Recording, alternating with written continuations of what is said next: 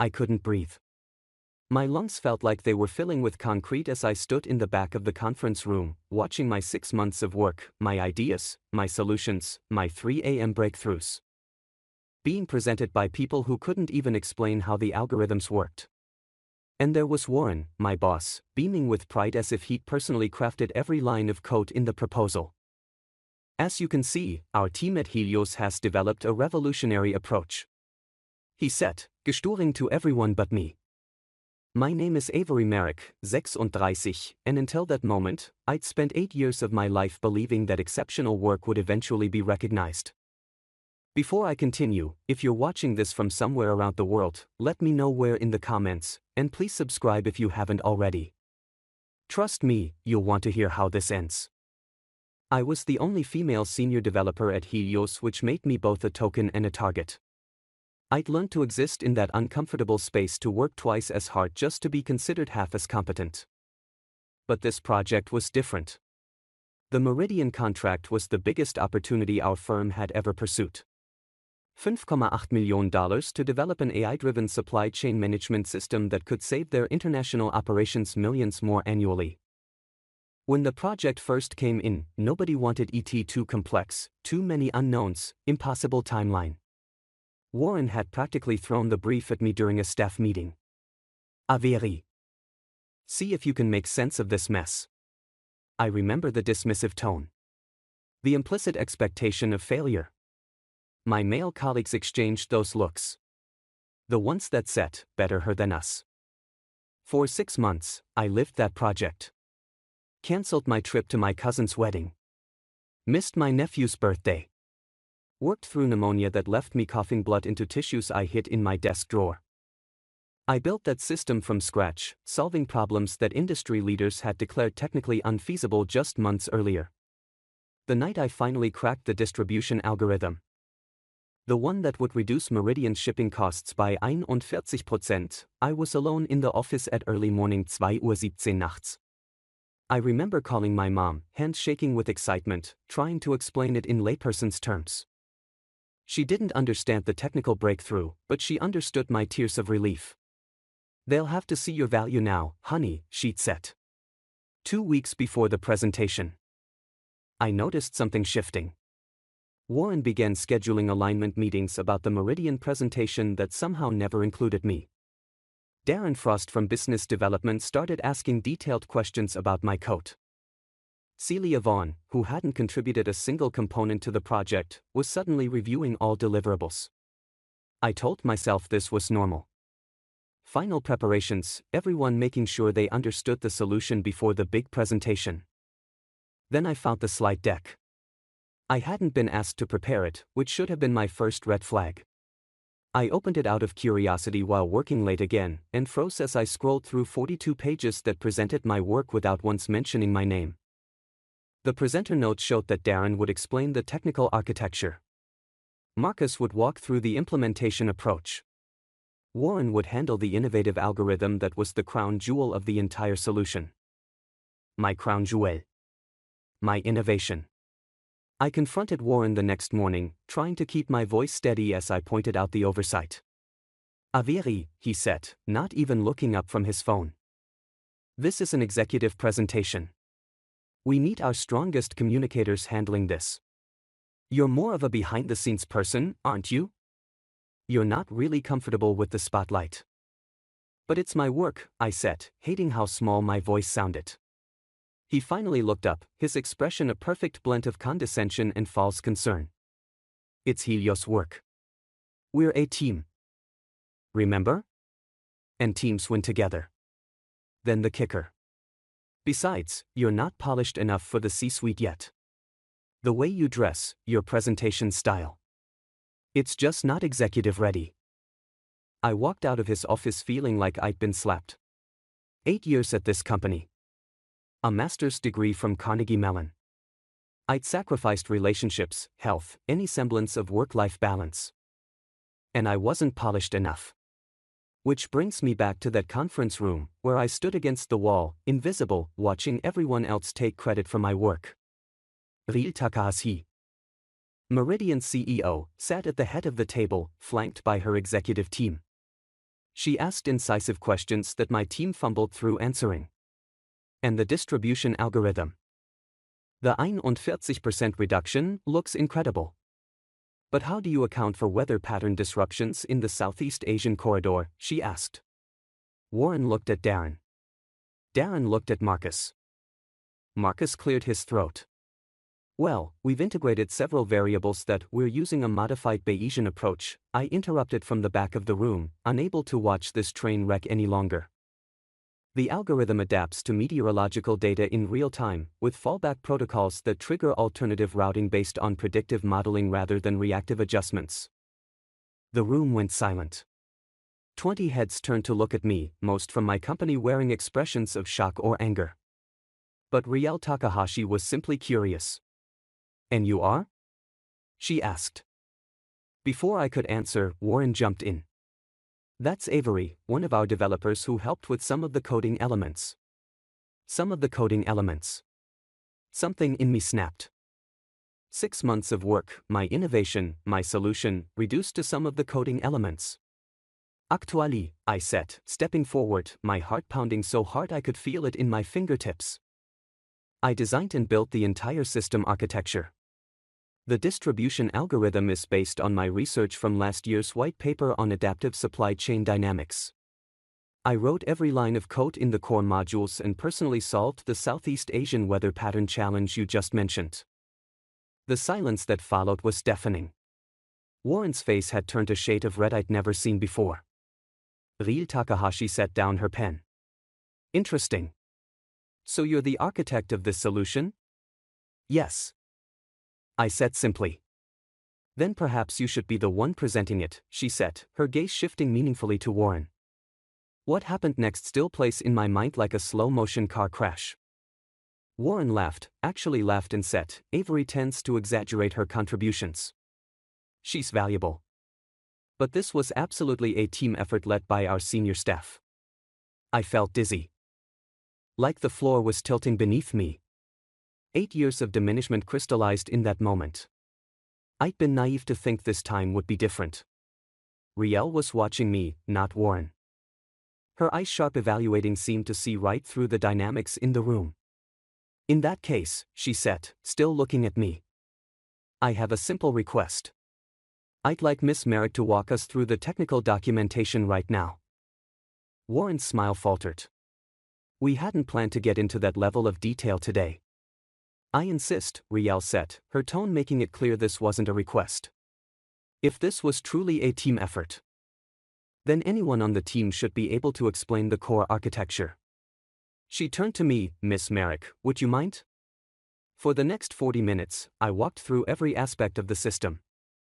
The architecture decisions, the trade-offs, the innovations that made it unique.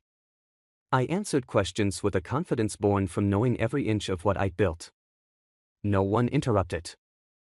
No one clarified my points. They couldn't. When I finished, Riel nodded slowly. Thank you for that clarification. She turned to her team. I think we've seen what we needed to see. I thought that would be the end of ET, a momentary victory, but ultimately meaningless. Warren would find a way to punish me later. The system at Helios wouldn't change. But as the meeting wrapped up, Riel approached me directly. Miss Merrick, I'd like you to stay behind for a moment. My team filed out, Warren throwing me a look that promised consequences. When the room had emptied except for Riel and her CFO, she closed the door. That was quite illuminating, she said. I have one more question for you. The contract we're about to sign with Helios. Whose signature will be on the technical specifications?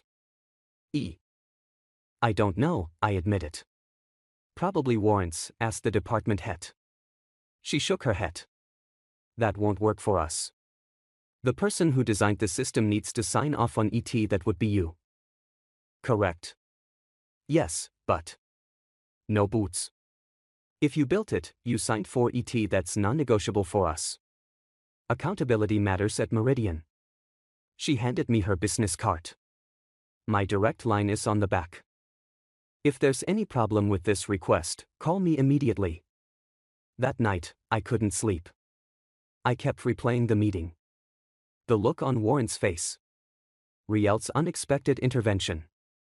By morning, I'd made a decision that had been 8 years in the making. I dressed with particular care that day. Not in the muted grays and blacks that helped me blend into Helios' male-dominated environment, but in a deep blue suit that I'd bought years ago and never had the courage to wear to the office. As expected, I was summoned to Warren's office first thing. He was already mid-tirade when I walked in. The most unprofessional display I've ever seen. You undermined the entire team. Made us look disorganized. I told the truth, I said, surprised by the steadiness in my voice. You don't understand how this works. Averi. This is business. No one succeeds alone. You're part of a team, and a team that was taking credit for my work, I interrupted. His face darkened. This attitude is exactly why you're not ready for client-facing roles. You're too emotional, too focused on individual recognition. Riel Takahashi wants my signature on the technical specifications, I said. That stopped him cold. What? Meridian requires that the person who designed the system sign off on the technical specs. That's me. Warren's expression shifted from anger to calculation so quickly it was almost comical. Well, that's just a formality. You'll sign as the technical lead, under my overall approval. I took a deep breath. I'll sign it, but only under certain conditions.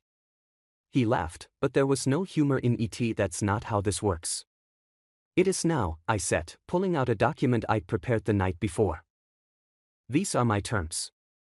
First, my role as lead architect will be formally acknowledged in all project documentation and communications.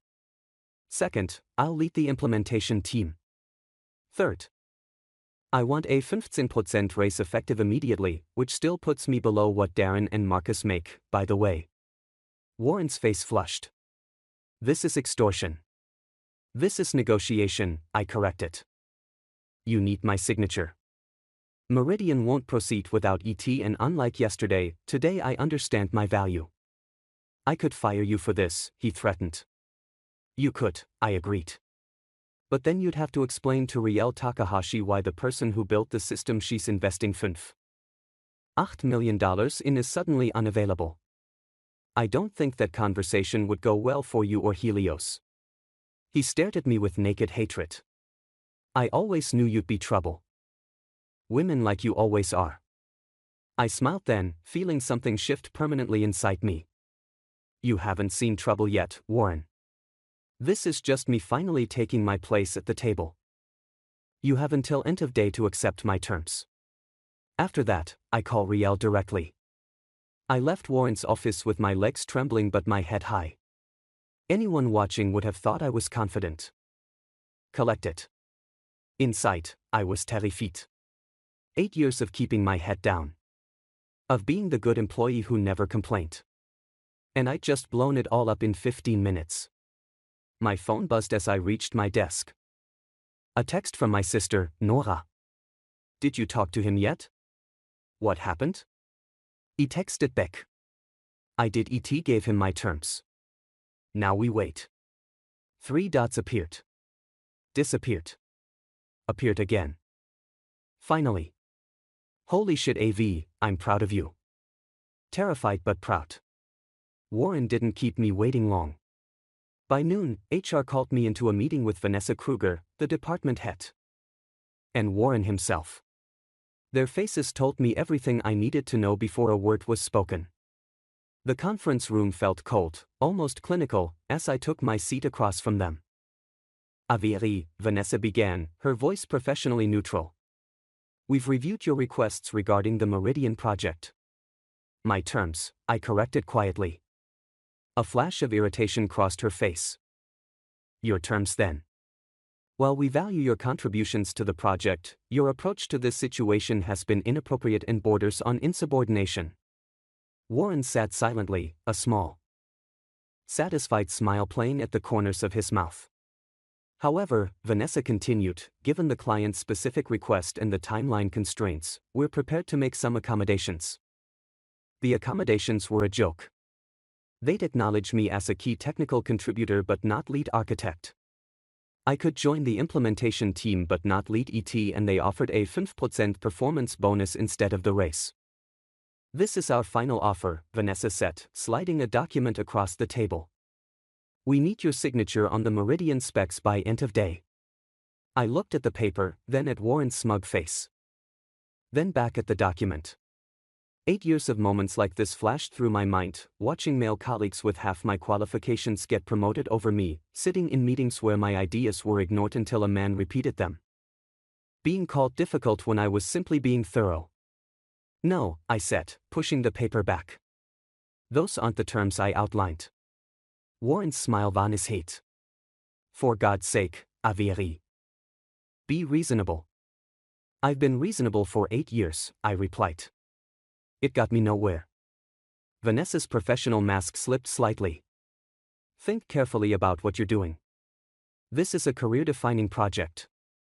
You don't want to be remembered as the person who derailed it over ego. I almost laughed. My ego? After watching my entire team puff themselves up with my work? My term stand. I said, standing up.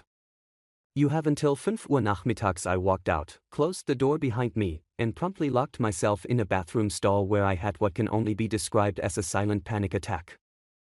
What was I doing? I was risking everything. My job, my reputation, my financial stability, all because I couldn't swallow my pride one more time. But it wasn't pride, was it? It was dignity. It was truth. It was finally acknowledging that I deserved better than being used and discarded.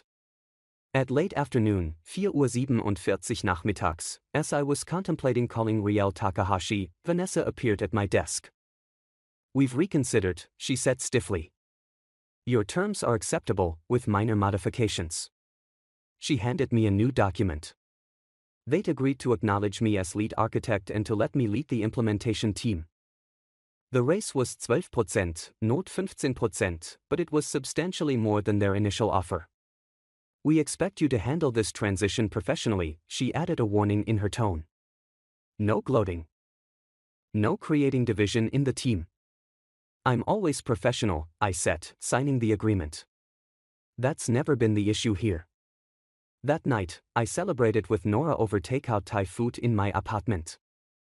I can't believe you actually did it, she said, raising her wine glass in a toast. To my sister, who finally grew a spine. I've always had a spine, I said. I just stopped hunching. So what happens now, she asked. Won't Warren make your life hell? I nodded slowly. Probably. But something's changed, Nora. I'm not afraid anymore. The next few weeks proved me both right and wrong. Warren didn't make my life hell, he made me invisible. He spoke around me, through me, over me, but never to me. In meetings, he acted as if my chair was empty. The only acknowledgement of my existence came in the form of impossible deadlines and midnight emails demanding immediate responses. Meanwhile, I received a formal acknowledgement as lead architect on the Meridian project. My name appeared on all the official documentation. I built my implementation team, deliberately. Including 2 junior female developers who showed promise but had been overlooked. And every week, I had a direct call with Riel Takahashi to update her on our progress. Those calls became my lifeline. The one place where my expertise was respected without question, where I didn't have to fight to be heard. 3 months into implementation, something unexpected happened. Riel asked to meet me for coffee during her visit to our city. We met at a small cafe far from the Helios offices, where she got straight to the point. Your work on our system has been exceptional, she said after minimal small talk. The implementation is ahead of schedule. And the early results are better than projected. But I'm concerned. About the project? I asked, confused. About you? She said. Every time we speak, I can sense the environment you're working in. It's not sustainable, Avery. Talent like yours shouldn't be constantly fighting for basic respect. I didn't know what to say. I'd become so accustomed to workplace hostility that I'd stopped seeing it as abnormal. Can I be blunt? She continued, not waiting for my response. You're being wasted at Helios, and based on what I saw in that presentation room, nothing's going to change there. She placed a business card on the table between us. Not her personal card this time, but one from Meridian's CTO, Julian Chen. We're building a new innovation division, she said. Julian's looking for a director to lead it. Your name came up in our discussions. My coffee cup froze halfway to my lips. You want me to work for Meridian? We want you to lead a team at Meridian, she corrected. With the appropriate title, compensation, and authority. No more fighting for scraps, Averi. The offer was extraordinary. Double my current salary, equity in the company, and a leadership role reporting directly to the CTO. It was everything I'd ever worked for. Everything I'd been denied at Helios. I'd need to think about it, I said, my mind racing. And there's the Helios implementation to complete. Of course, réalisa it. We're not asking you to leave your team hanging. Finish the implementation, but know that this door is open.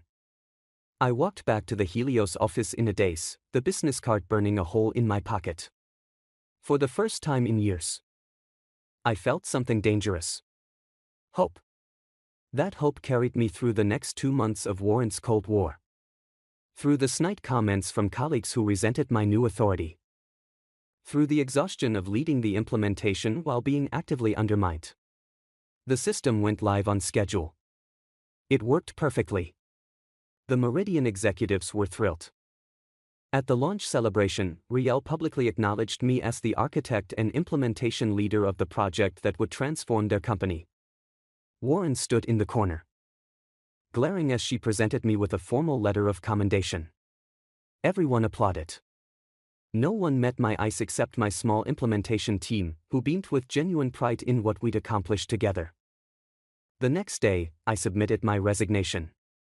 2 weeks later, I walked out of Helios for the last time. No goodbye party. No well wishes. Just the silent relief of escape. On my first day at Meridian, Julian Chen gave me a tour of my new division. Build your team however you want, he told me. You've got budget for 12 headcount to start. I know exactly who I want, I said. Within a month, I'd recruited 4 people from Helios, including the 2 junior developers I'd mentored during implementation. They weren't the only ones who wanted to leave. After my departure, the floodgates opened. People who'd been silently suffering reached out, asking if there were opportunities at Meridian. I couldn't hire them all, but I could listen. I could validate their experiences. I could connect them with other companies in my network. And slowly, a community formed, refugees from toxic workplaces, supporting each other, recommending each other, lifting each other up. 6 months after I left, Helios lost the Archer contract, their second biggest client, to using Meridian's new supply chain system. Our system. My system. 1 year after I left, Warren was quietly demoted. The official reason was restructuring. But industry whispers told a different story. Too many talented people had left his department. Too many projects had fallen behind schedule. The magic that had once made his team the crown jewel of Helios had vanished. 2 years after I left, I was invited to speak at the Women in Tech conference about innovation in supply chain management. From the stage, I could see familiar faces in the audience, former Helios colleagues who'd found better opportunities, who'd stopped accepting less than they deserved. And in the back row, looking considerably older and decidedly uncomfortable, sat Warren. He'd been sent by Helios to explore new technologies after their innovation pipeline had dried up. Our eyes met briefly across the crowded room. I didn't smile. I didn't glare. I simply acknowledged his presence with a small nod before returning to my presentation. That moment wasn't about revenge. It was about something more powerful. Indifference. He no longer had the power to hurt me, to diminish me, to make me doubt my worth. After my talk, a young developer approached me, clutching a notebook nervously. Your story inspired me, she said. I'm in a situation at work. It's like you described. My ideas, my code, but somehow never my credit. I recognized the pain in her eyes, the doubt. The confusion, the gradual erosion of confidence. "What's your name?" I asked. "Zoe." She replied. "Listen carefully, Zoe," I said, taking her hands in mine. "What they're doing isn't just unfair. It's theft. Your work has value. Your voice has value. And you have choices." I told her about Riel's coffee shop offer. About the fear and exhilaration of finally standing up for myself. About the community of support I'd found on the other side. It won't be easy. I warned. But staying is harder. In ways you don't even realize until you've left. "How do I start?" she asked. I smiled, remembering my own first step. By recognizing that your silence has been protecting the wrong people. 3 years after leaving Helios, my division at Meridian was responsible for 22% of the company's growth. I led a team of 34 brilliant, diverse developers who knew their worth and whose contributions were celebrated, not stolen. And 5 years after that fateful presentation, I received an email that made me laugh out loud in my corner office. It was from a recruitment firm reaching out on behalf of Helios Innovations. They were looking for a new VP of technology. Someone who could revitalize their innovation culture and lead them into a new era. I politely declined the opportunity to interview. But I did forward the position to several qualified women in my network, with a detailed briefing on exactly how much they should demand in salary negotiations. The ultimate revenge wasn't watching Warren's downfall or Helios' struggles. It wasn't even my own success, though that was certainly satisfying. The real revenge was changing the system itself. Building a community where talent was recognized regardless of gender, where credit was given, where the next generation of Averies wouldn't have to fight the same battles I did. Some people say success is the best revenge. I disagree. The best revenge is creating a world where what happened to you cannot easily happen to someone else. It's using your hard-won power to hold the door open behind you. It's turning your pain into purpose.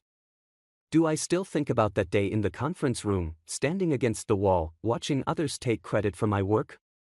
Of course I donnerstag. Some wounds leave scars that never fully fade. But those scars remind me of who I was, who I became, and why I do what I do now. So let me ask you, have you ever had your work stolen? Your contributions erased? Your value questioned?